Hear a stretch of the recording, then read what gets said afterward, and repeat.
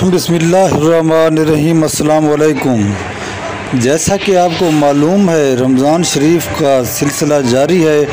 अब जबकि आखिरी अशरा रमज़ान शरीफ का चल रहा है, दरबार हज़रत सखी सरवर में मौजूद जामा मस्जिद में हर साल 27 रमज़ान शरीफ को ख़त्म शरीफ की तकरीबात होती और वहाँ मुरादें मांगी जाती।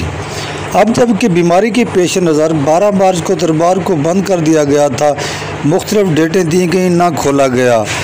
लोगों को उम्मीद रही कि रमज़ान शरीफ में दरबार हज़रत सखी सरवर सैयद अहमद सुल्तान खुल जाएगा, जबकि 22 तारीख का कहा गया था। 22 रमज़ान शरीफ गुजर गया। अब जब हर साल 27 रमज़ानुल मुअज़्ज़म को दरबार शरीफ में मौजूद जामा मस्जिद में ख़त्म शरीफ की तकरीबात होती है, अब कहा जा रहा है कि ख़त्म शरीफ की तकरीबात होगी।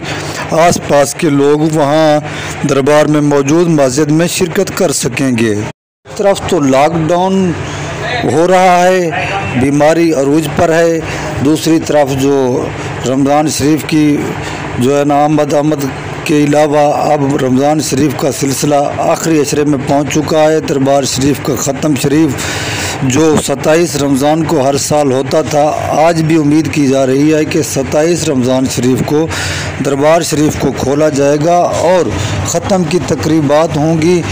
लोग अपनी आसें मुरादें हासिल कर सकेंगे। लोग अल्लाह ताला से इल्तिजा कर सकेंगे कि इस अजीम बुज़ुर्ग हज़रत सैयद अहमद सुल्तान के सदक़े इस बीमारी को अल्लाह ताला दूर फरमाए और हर मुसलमान को अपनी हिफ्ज़ व अमान में रखे। अपने व्यूवर्स को ये बताते चलें, अगर दरबार शरीफ की जामा मस्जिद शरीफ में ख़त्म की तकरीबात होती है 27 रमज़ान शरीफ को, तो हम इंशाअल्लाह ख़त्म की तकरीबात आपको बराह रास्त दरबार हज़रत सखी सरवर सैयद अहमद सुल्तान से बराह रास्त दिखाएंगे और आपको उस इबादत में शामिल होने का मौका देंगे।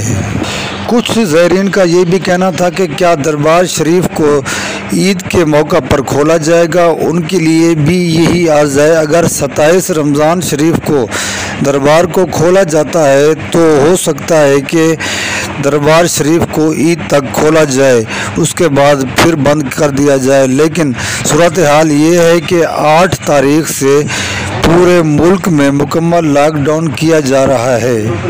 जो भी सूरत हाल होगी अपने व्यूवर्स को बताएंगे। ईद पर दरबार का खुलना या जामा मस्जिद का खुलना, इन सब मालूमात के लिए हमारे साथ रहें। इंशाअल्लाह अगर 27 रमज़ान शरीफ को दरबार हज़रत सखी सरवर की जामा मस्जिद में ख़त्म होता है तो हम आपको ज़ियारत कराएंगे और इंशाअल्लाह लाइव दिखाएंगे।